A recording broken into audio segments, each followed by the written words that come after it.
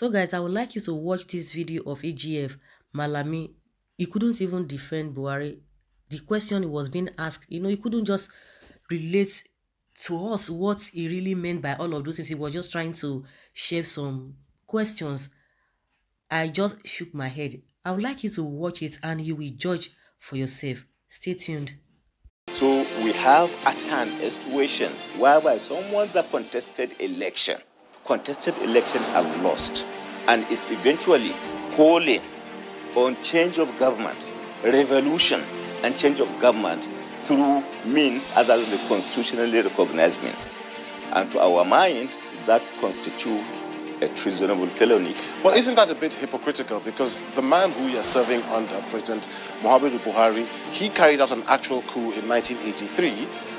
In 2011, while he was the opposition leader, he called for protests akin to those that were taking place in Egypt.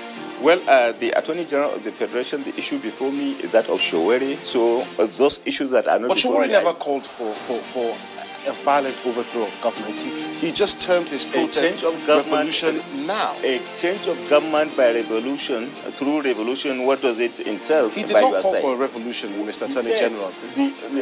The title, the hashtag for his protest revolution was now. Revolution now. He was not calling for a revolution. And then you now call on change of government through means other than democratic process. One of the charges against him is also for insulting the president. Come on, Mr. Attorney General.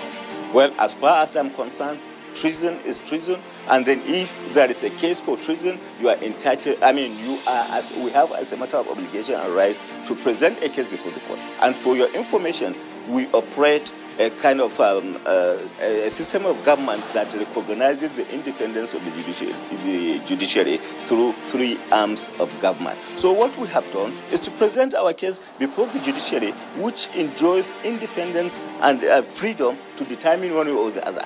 Not that we have taken the law, in our hands by way of adjudging him guilty, but presenting him before judicial process so that he could be afforded an opportunity to present a counter case for the consideration and determination of the court. Well, but do you agree that cases like this mean that the government's human rights record is coming increasingly under scrutiny and being criticized? I mean, Sowore is not the only one. The treatment of the Shia population. So guys, after watching this video, I cannot just but shake my head. He said, I don't know whether you got that statement. He said, according to our mind, it's not according to constitution, that because he contested for an election. I'm sure that is where most of all their supporters got this statement from. Because every one of them will come out and say, oh, he contested for an election, and because he couldn't win, he wanted to use force to get into the presidency. I was just like, why are these people really thinking in that way? Is it unconstitutional for you to have contested and because of that you cannot protest if things are not going on fine in the country? And I say, oh, when I heard from this man, I say, okay, this is where they got all these comments from, and they don't even want to rationalize everything. And according to the man, he said, in our mind, according to our mind, I don't know if you heard that statement, according to our mind, and meanwhile, it's not according to the constitution. And when they were even asking him about the drama that played out, even during Goodluck Jonathan's time, that Buhari contested when he was calling for different revolutions and all of that, he couldn't answer. The man tactically said, no, we are talking about Sowore now, that he doesn't want to say anything about it. He would have answered it to justify what has been on ground. And that's why a lot of people always say, we play, everything is just hypocritical. Everything is just, being selfish when it is our own. Oh, we will try to defend this to any length. But in this case, it's not going to go down that way, because law must take itself. Just like the way they are still on the case of Onohe, they are still on the case of Onohe, and the lawyers are saying the case was not properly handled. But the government didn't want to do that. But they think they will continue to have their weight in most times. It's not going to work like that. And meanwhile, the international communities are seeing all of these things. And what baffles me is that they want people to come, those people, foreign investors, to come into the country to invest in this kind of place. in this kind of country that lawlessness is the order of the day, even from the top? Who is going to come into this country with the way these people are doing things? They are not going to be bothered because they have overfed. It is the Nigerian masses that will suffer the whole thing.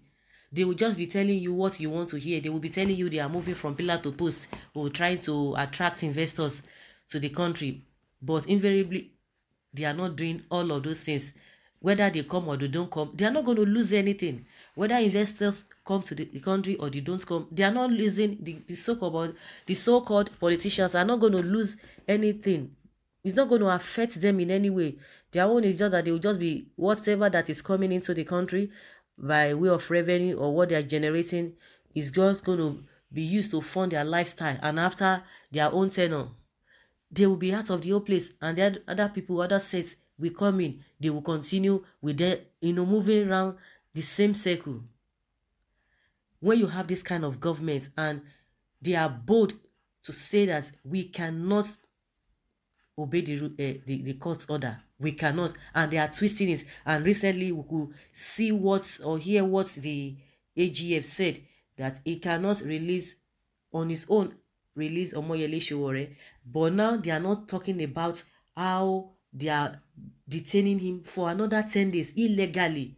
Even all of those times that they disobeyed court order, the DSS disobeyed court order, they didn't say anything.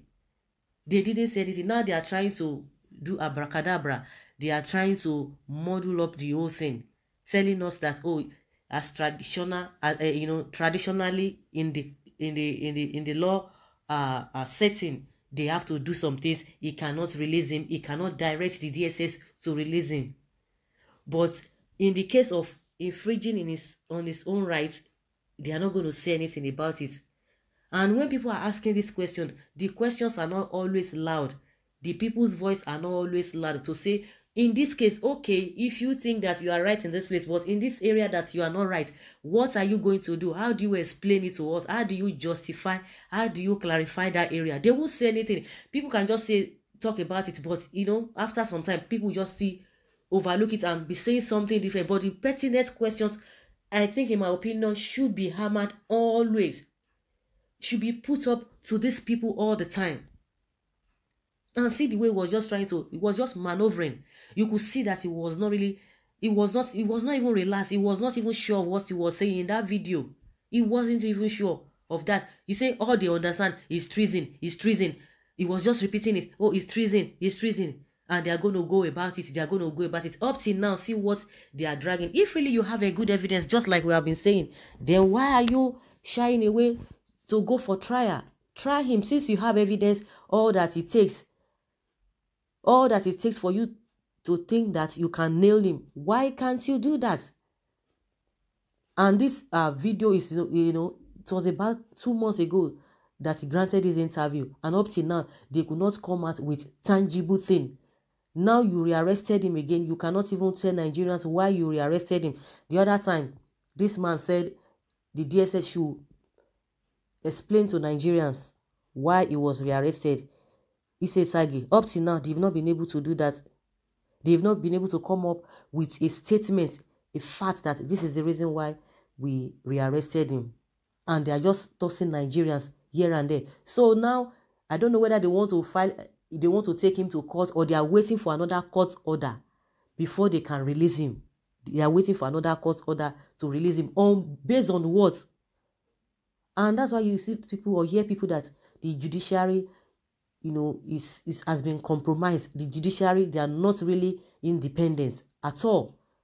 And they will come out boldly and be telling you that they obey the law, they obey the rule of law, they do this and that, they obey court order, they do this and this. And yet what they are doing with their actions and everything doesn't go with what they are saying, or doesn't go with what they act on. We are still waiting for Sowore's lawyers to do the needful, to follow this thing to the letter, to follow through, because we cannot continue like this. We cannot just continue like this. It's really, really pathetic. So guys, I would like to hear from you what you think about this whole thing. And concerning this man's video, just leave your comments below and let's hear your take. Thank you very much. Bye.